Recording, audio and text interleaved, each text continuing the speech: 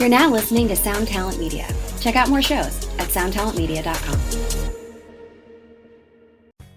Hey, do you have an idea for a podcast but don't know where to start? Or do you have an already existing podcast that you want to take to the next level? Well, check out WeKnowPodcasting.com. From concept development to theme music to editing to logos, WeKnowPodcasting.com is a one-stop shop for all things pod. Don't hesitate to hit us up. We're very nice.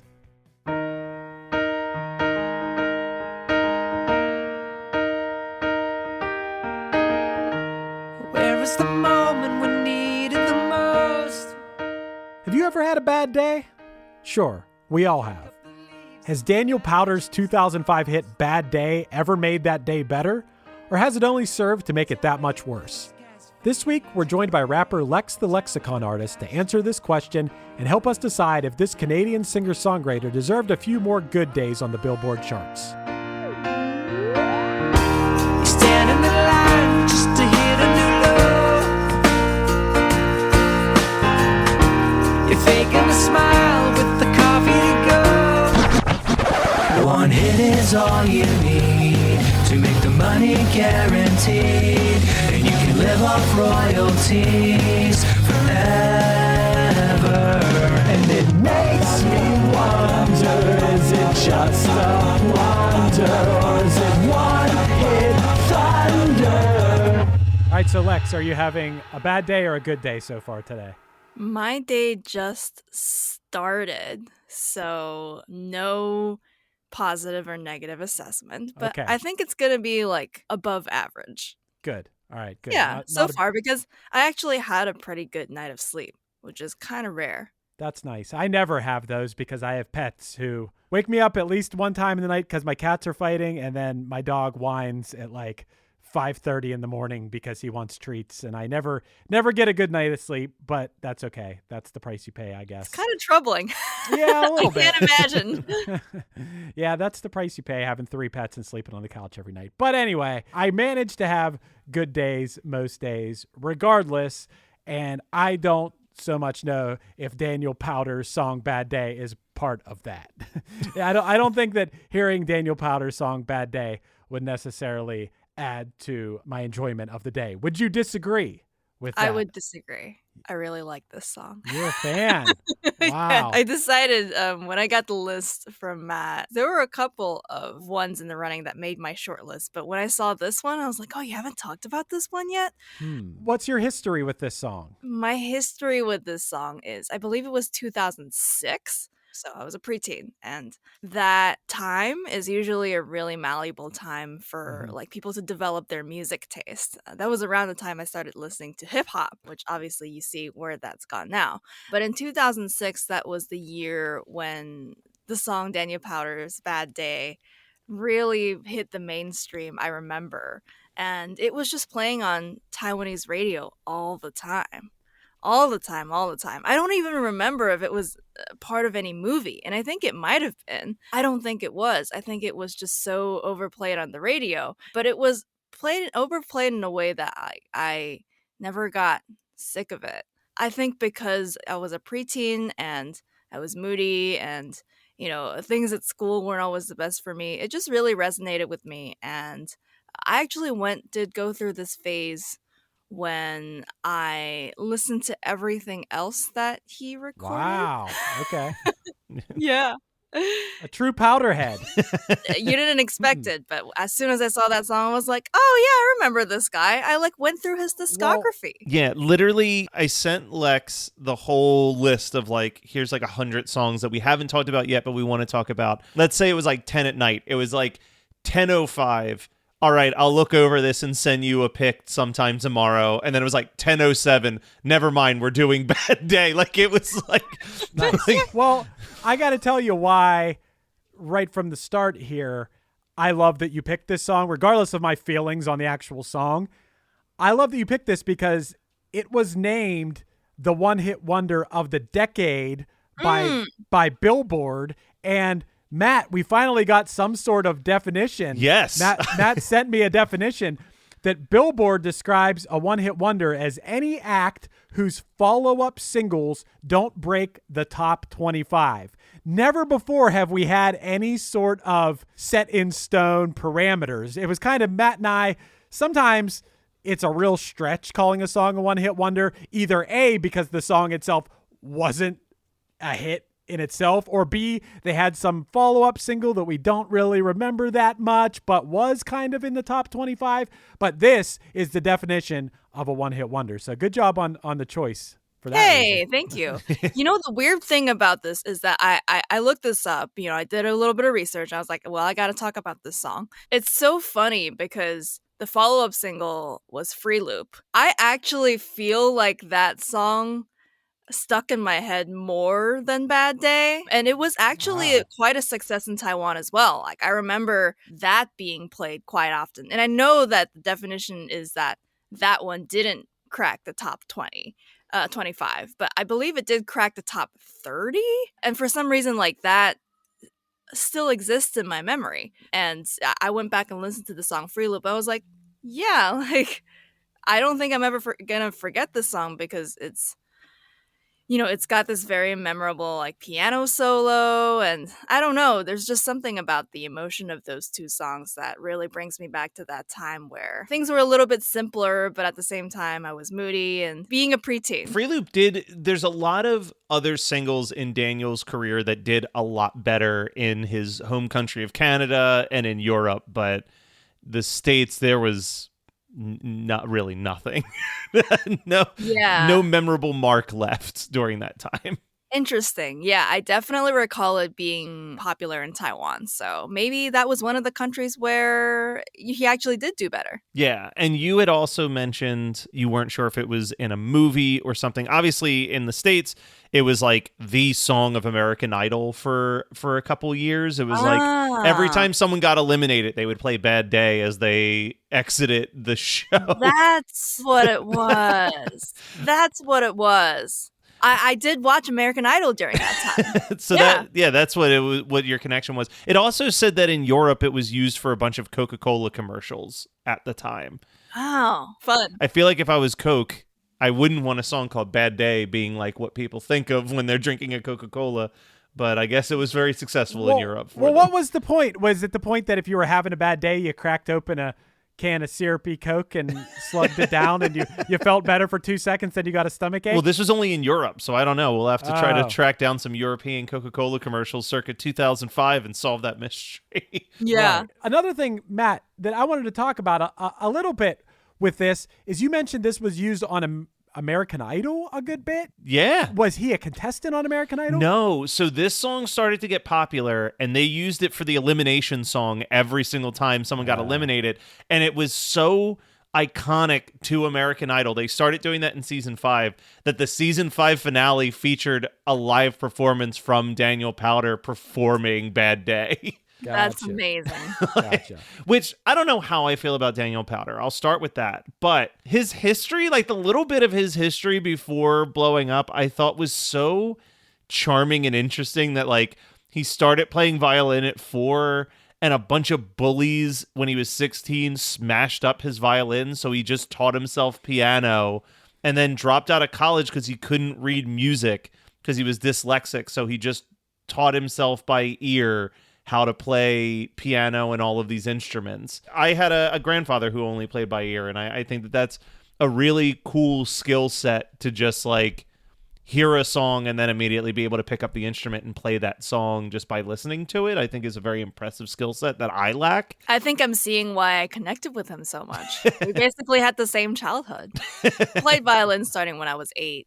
And I also was bullied a lot, but not in that way. I also am very heavily dependent on my ear as a musician. Oh, there you go. My problem with Daniel Powter, I'll say it right now, is that he sounds like a perfectly capable songwriter, musician, whatever. Just every song, I listen to all the hits. I listen to Free Loop. I listen to Jimmy Gets High. I listen to Lie to Me. And none of these songs rock.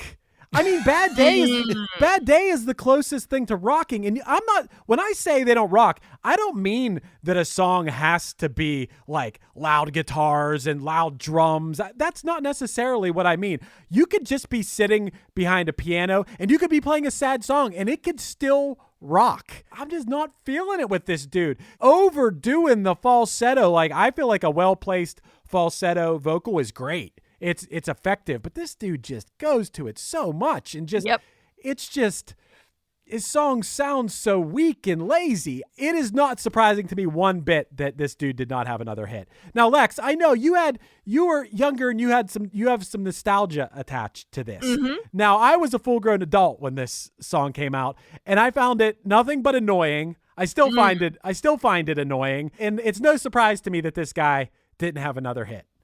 No, I respect that opinion, 100%. Yeah. I'll tell you where my biggest beef with Daniel Powter is. I know it's going to be, too. Go ahead. I also have beef, I guess, but and understanding why he didn't get more hits, but I'll save that until Matt's. He had the audacity. I know. The audacity to turn down a Weird Al parody. Oh. Weird Al approached him to do a parody of the song called Had a Bad Date, and Daniel Powter was like, nah, I'm good. And then later tried to recant it and go back to Al and say, you know what, I've changed my mind. And Al told him, sorry, dude, but that train has left the station because he had recorded instead of which almost I should be thankful for Daniel Powter, because instead of getting Bad Date, we got White and Nerdy from Weird Al instead. That was the song he recorded instead of doing Bad Date when he was declined. But like, Daniel Powter is now among Prince and Paul McCartney for people who've said no to Weird Al parodies. Wow. Prince and Paul McCartney had some room to be like, no, we're good on that. Daniel Powter should have been like elated and jumping up and down like any of us would be if Weird Al wanted to parody one of our songs. This dude was lucky to have a hit whatsoever. That is a major strike against him. That might be the biggest strike against somebody ever. I know we talk about thunder and blunder, but I'll say that's the most blunderous thing an artist on our podcast has ever done. Serious, you're not exaggerating. That may have, helped his career a little bit. Yeah, I was like, how dare you? Yeah, I will say that Weird Al is the reason I know about Chamillionaire, and after I heard White and Nerdy, I was like, I'm going to listen to Chamillionaire's whole discography. So that's true. So, he does have that effect. Yeah, you think about kids. I found out when I first listened to Weird Al, there were artists I found out about because I heard the Weird Al song first. Dude, I hear that story from so many people about like, what was the first album you got? Oh, it was Weird Al. And you might not know who the original artists are at that point. You're a little kid. So I don't know. Hey, Lex, you were saying that you had some other beef with Daniel Powter. What was your beef? My beef is that, well, apart from like the overuse of the falsetto, which I do agree with, and I also agree with the fact that like when you say like his songs don't rock, like I agree with that. They're just like not bangers, and I get it. It's like even emotional songs can be bangers, and like Bad Day is like as close as it gets to that.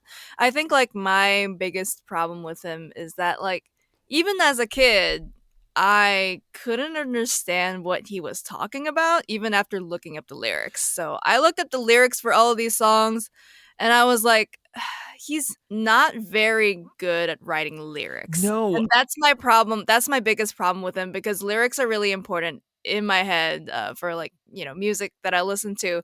And like, I think he's a really great songwriter, like composer. But when you really like squint your eyes at what he's talking about, like words wise, even Bad Day.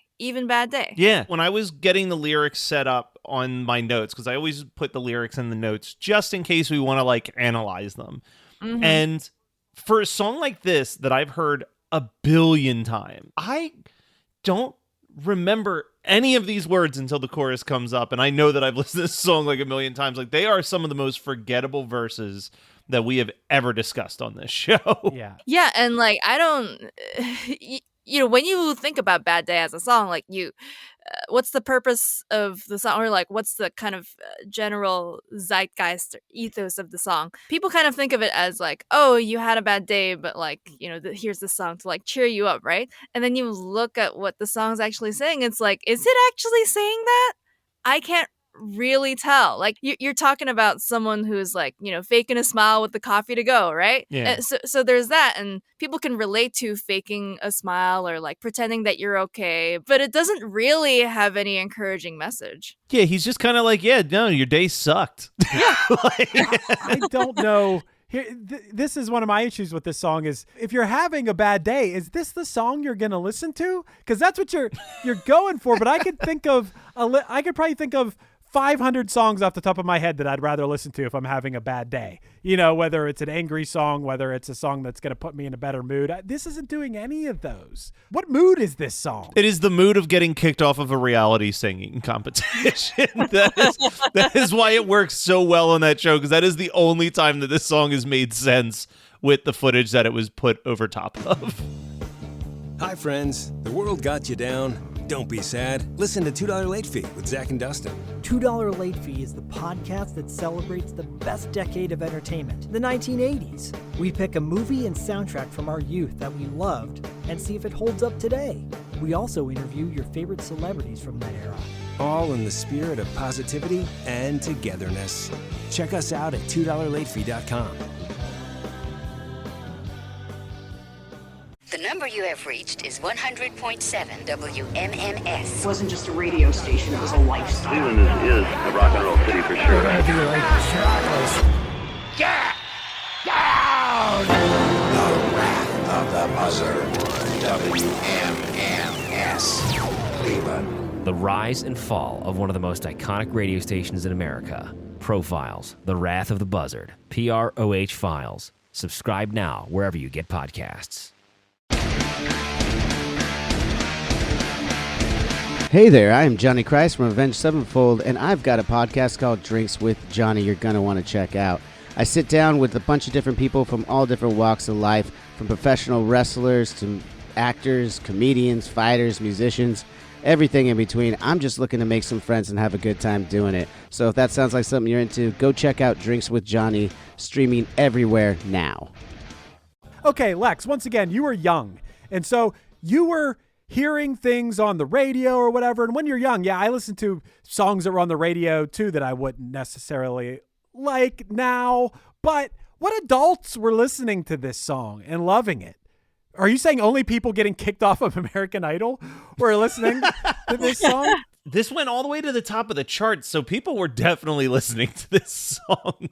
I think it's that it's people who kind of took away that like surface levels message without really looking at what the lyrics were saying. They took away the message that, oh, you're having a bad day, but it's okay. Like, you're pretending to be happy, but it's okay to be sad. When a lot of people listen to, something that's so overplayed on the radio, they don't really look I guess the whole song is just that one line. So you had a bad day. People are like, yeah, I'm having a bad day. And this song happens to be playing. I'm calling in. Voting it up to number one. Chris, we've talked about this before on the show, and I feel like Lex will also fall into the same category as us, but like we're all people who care about an album, right? Like we want to like digest an album, but I feel like the masses, like my parents are radio people. They have not cared about someone's new album in 30 years. Like as long as I've been alive, they have never bought any album that wasn't a greatest hits record. So like Bad Day is for those people who are driving around with their Sirius radio listening to The Blend or whatever like radio station is just like, here's the top 40 hits from the 80s, 90s, and 2000s. And they're going to like drum along on the steering wheel and just sing the first 2-3 lines of the chorus that they know and then move on with their lives. But like, that's not us. Yeah. I mean, the weird thing is that like I ended up getting Daniel Powter's album from Pirate Bay and listening to it. Let me check something. I might actually I might own a physical copy of this album. Oh, really? Yeah, no, I have this album. When we start this podcast, when I would go to used CD stores and look for one hit wonders albums in like the dollar bin, and this was in there, so I grabbed it in case we ever did an episode on them. Do you have a spreadsheet of your CDs, Matt? How do you know this? I have a spreadsheet of my CDs, yes, but I also am sitting on the computer that they're all uploaded into. So I just searched his name, and if Only Bad Day was on there, then I knew I downloaded the song, but it was all 10 tracks, so I bought this album. Can I go off on a tangent for a second here? Can I bring it back to American Idol for a second? Sure. When I misunderstood it first, and I thought that Daniel Powter was like one of those people that was a contestant on American Idol but didn't win, but then had a hit. But then I looked at who the winners of American Idol are, and it's hilarious. Like, these people are supposed to be American Idols, right? Yeah. These list of definitely my idols, such as Trent Harmon and Nick Fradiani and Maddie Pop. None of these people actually won. No. Wait a second. I have a list of the winners up here. What? Look, I'll tell you right now. The first winner ever, yeah, this one counts. Kelly Clarkson. Kelly Clarkson, yeah. Okay. Second, Clay season Aiken. 2. No, he Ruben didn't win Studdard. one. Clay Aiken came Ruben in second Studdard. place. Oh. Third year, Fantasia Yep. Barrino, who I kind of know who she is. Fourth, okay, you know her, Carrie Underwood. Yep. Then here we go. It's just trash after Carrie Underwood as far as winners. I'll go down the list. Taylor Hicks. Yep. Jordan Sparks. Yep. David Cook. Yep. Chris Allen. Mm-hmm. Lee DeWise. Scotty McCreery. Philip Phillips. Oh yeah, I forgot Philip Phillips was an American Idol. I actually really like Philip Phillips's music. Yeah, me too. Like, I really like his songs. I don't know these people. How do I not know? I think I've heard of Jordan Sparks actually, but Candace Glover. Oh.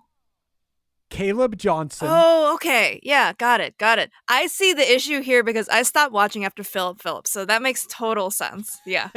And Scotty McCree is actually like pretty famous in the country scene, but like none of us are like super into like the country scene. But if you ask any country fan, they'll know who he is. Philip Phillips kind of was the big indie rock success.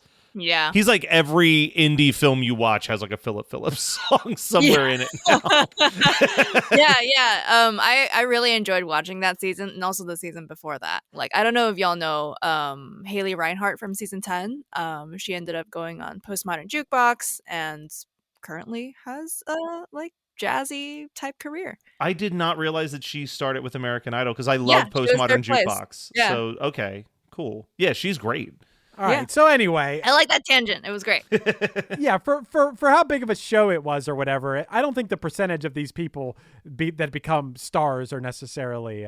It seems like a low percentage. It seems like about 15% of them that win this entire big competition actually have big careers. I guess as Scotty McCreery's a country guy. I guess I've heard that name. Anyway, back to this. It's pretty interesting to me that, first of all, Alvin and the Chipmunks covered this song. Yeah. Wow. So that's cool. So Daniel Powter allowed Alvin and the Chipmunks to do this song. He learned his lesson. So the second Alvin and the Chipmunks called him up, he's like, "Yup, go ahead, do it."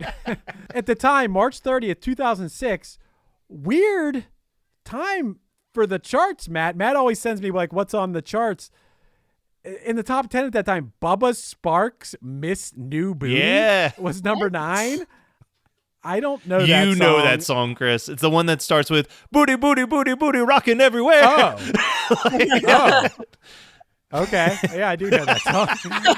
I didn't realize it was Miss New. I didn't realize it was Bubba Sparks. I found you, Miss New Booty. Okay. I guess I just know the booty part. Natasha Bedingfield, Unwritten, which I'm sure if I heard it, I know it. No, that song's pretty in the consciousness of people who were around during that time. Mm-hmm. Yeah. Okay. And then a song that I would actually associate a lot with this song, James Blunt, You're Beautiful. Hey! Which I would associate that song with this time. Which this was a rough year for Weird Al Yankovic because he also did a parody of You're Beautiful. He got approval from James Blunt to do a parody of You're Beautiful called You're Pitiful and recorded it, was on the track list, shot a music video, and then right before the album came out, James Blunt's record label threatened to sue if he released it on the album. Jeez. You know so much about Weird Al. Yeah, Weird Al has had the last couple years, I feel like Weird Al has been propelled. I feel like society decides like, hey, yo, this person's been awesome for a long time. Now we all realize how awesome they are, and we're putting them on a pedestal. I mean, it's happened to Dolly Parton recently. I remember when it happened with Bob Ross. I remember when it happened with the Crocodile Hunter. Obviously, Mr. Rogers, that was happening for a while. But there's just these people that, whether people realize it or not, you know, it's like everyone at once just goes, oh, wait a second, that person's amazing. Yeah. And I feel like Weird Al kind of got forgotten for a while there, or was like a little bit not cool for a while. Yeah, he was cool, you know, Amish Paradise, but between Amish Paradise and like recently, I feel like he had like a dip in how cool people thought he was. Probably not you, Matt, but I feel like society at large. I think it honestly was White and Nerdy was the big thing, because Chamillionaire was so vocal about how much he loved that song and was like impressed with that song, kind of put him back on people's maps. It's interesting to me that Weird Al played I live in Greensburg, Pennsylvania. It's like 40 minutes from Pittsburgh. And Weird Al in the past, I don't know, decade or so, played in Greensburg, and I didn't go to it. What? Like, I would be the first person to buy tickets right now. I loved Weird Al as a kid. I feel like I kind of went along with society too. I was like, I don't give a shit about Weird Al. Like, but now I'm like, damn, Weird Al's like the greatest. Hopefully he'll come back to Greensburg. But yeah, Daniel Powter. How we feel about that Daniel Powter? Lex, how do you feel about him now? You liked him as a kid. Mm-hmm. You go deep on him. You had the album. Yeah. You still feeling it? You still feeling it? Yeah, I kind of revisited the album and also some of the other, I also listened to some of like Under the Radar, which was his follow-up, which really went under the radar. Do I like it? Yeah. I think I still like it. I don't have this like, you know, it's mostly nostalgia, but I didn't have this like, yeah, I'm hooked on this type thing, because I really was hooked on songs like, you know, Lie to Me and Jimmy Get High or whatever. But now I listen back to it and I'm like, yeah, this is nice and it's chill and it's kind of like, it's not really like lounge music, but it's like singer-songwriter stuff. And I guess I'm not as passionate about it as I was when I was a kid, but yeah, I think it's all right. Still giving him a thunder. Does that count as a thunder? Or does that count as like a light drizzle? it counts as thunder off in the distance or something? Yeah, sure. Let's say that. Thunder off in the distance. All right. Yeah. Matt, how do you feel about Daniel Powter? Now, before I give my comments, I do want to say, because I do like to celebrate this stuff, that Daniel Powter had a really rough thing happen to him when he was a child that led to a lot of drug and alcohol abuse, and he's put in a lot of work to get clean and sober and does a lot of great benefits for people who are also trying to get sober, and I think that is awesome, and that should be celebrated. Good work. Still very much a blunder. I think Daniel Powter, the guy, seems like he's probably cool. I mean, bad judgment on the Weird Al thing, but otherwise, like, he seems like a really down-to-earth guy for the most part. I mean, something that Chris, you and I have talked about that we do love is guy hasn't had a hit in nearing 2 decades, but still is like out there writing, recording, and touring to the best of his abilities regardless, which, you know, is always at least a little bit of a thumbs up in our book versus the people who just straight up call it quits when they have that opportunity. But yeah, this song doesn't really hit. I agree with you, Chris. Like, most of his music, it's wallpaper to me. Like, it's very forgettable. It's just kind of there. And then, yeah, I mean, you can't say no to Weird Al and expect me to give you a thunder. Not super fan Weird Al, Matt Kelly over here. Yeah, okay. So we got a thunder and a blunder so far. So I guess I'm the decider here. Yeah, I think it's cool if he's still making music. I respect that. He's obviously pretty good at, I'm assuming he's playing piano on those tracks, and he's a decent singer. I don't like his style. If I'm going to listen to a singer-songwriter, there's probably an infinite amount of singer-songwriters I'm going to listen to before I listen to Daniel Powter. The Weird Al thing was, like you said, Matt, I agree, the biggest blunder. You know, we're like 110, 120 episodes into this podcast, probably the biggest blunder of an act, and he even realized it was a blunder and tried to go back and be like, no, do it. And I think he's going to be kicking himself even more when later this year a Weird Al biopic comes out with Daniel Radcliffe playing Weird Al, and Weird Al's at the peak of his career, and he could have been like, damn, I could have had a song parodied by the most famous guy in the world. Anyway, just not digging the music, and I just don't think it's wallpaper is a good way to put it, Matt. It's just what's on the radio at the doctor's office, and it's just not ever something I would want to listen to. I'd say it's a blunder. I would say Daniel Powter should be thanking his lucky stars to have had that hit. You know what? I respect that opinion. What do you got going on, Lex? I heard you got some stuff going on. Yeah, very exciting. I'm going to be going on tour. Nice. Where's the first date? First date is in Baltimore. You know, so many cities, lots of people ask me like, oh yeah, where are you going? I'm like, all over, dude. Very excited about it. It's going to be my first tour in 2 years. I'm touring with my friend Shaver the Dark Lord. We've toured together and it's always been a great time.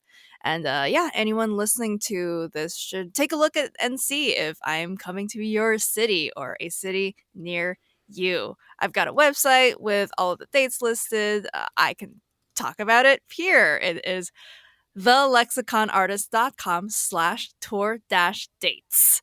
So nice. If you go to my website, you will see all of the facts. And yeah, if you want to shoot the shit with me about how much I have nostalgia for Daniel Powter's Bad Day, please feel free to do so. You should walk out on stage to it. That's so funny. You'll get people psyched. Yeah, just pay tribute to your two appearances. You enter the stage to Bad Day, you leave to Gundam Style, and I think that would really bring the house down. I love that. Both songs that I have strong nostalgia for. Congratulations! You have just won a complimentary stay to Marriott Hotels. Press 1 to claim your reward. Well, it's Saturday night and I'm looking to bone. Got a booty call on deck, but I don't live alone. This has been One Hit Thunder. One Hit Thunder is hosted by Chris Fafalios of the bands Punchline, Pack, and Another Cheetah, and produced by Matt Kelly of Geekscape.net. Underneath me, you're hearing Hotel Bed by this week's guest, Lex the Lexicon Artist. Her tour dates are linked in the show notes. Make sure you don't miss her if she's coming to your city. The tour kicks off tomorrow. Do you want to start a podcast? Contact Chris or myself at weknowpodcasting.com for how we can make your show sound as professional as possible. Do you wish that your song was being played underneath me? Then contact me at matt@geekscape.net and we can make that happen. Be sure to rate, review, and subscribe to us on your favorite podcasting app. And tune in next week for another episode of One Hit Thunder. So fine. I bet you know what's on my mind. Getting freaky into 150, that kind she's out. I ain't got a bed frame and I got roommates, so come on, let's do it in a hotel bed. We're chilling on the couch, sipping cherry Kool-Aid. Come on, let's do it in a hotel bed. I ain't got a day job, so let's go on Tuesday. Come on, let's do it in a hotel bed. We gon' have a good time, just me and you, babe. Come on, let's do it in a hotel bed. Out of everyone I've met, baby, you're the best. You're listening to the Geekscape Network. The number you have reached is 100.7 WMMS. It wasn't just a radio station, it was a lifestyle. Cleveland is a rock and roll city for sure.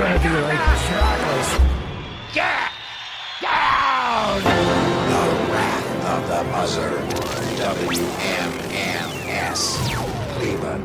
The rise and fall of one of the most iconic radio stations in America. Profiles, The Wrath of the Buzzard, PROH Files. Subscribe now wherever you get podcasts. Hi, podcast listeners. I'm Carol Costello, a former CNN anchor and national correspondent. This January, I'm launching a podcast about one of the first cases I ever covered as a journalist. It's one that stuck with me all of these years, the one that buried itself under my skin and stayed put. It's a true crime series about an amazing woman named Phyllis Cottle, who defied torture and death and brought a fierce rage to the quest to find her attacker. Carol Costello Presents Blind Rage is a production of Evergreen Podcasts and signature title of the Killer Podcast Network. Listen and subscribe wherever you get your podcasts. Discover more great true crime and paranormal programming at killerpodcast.com.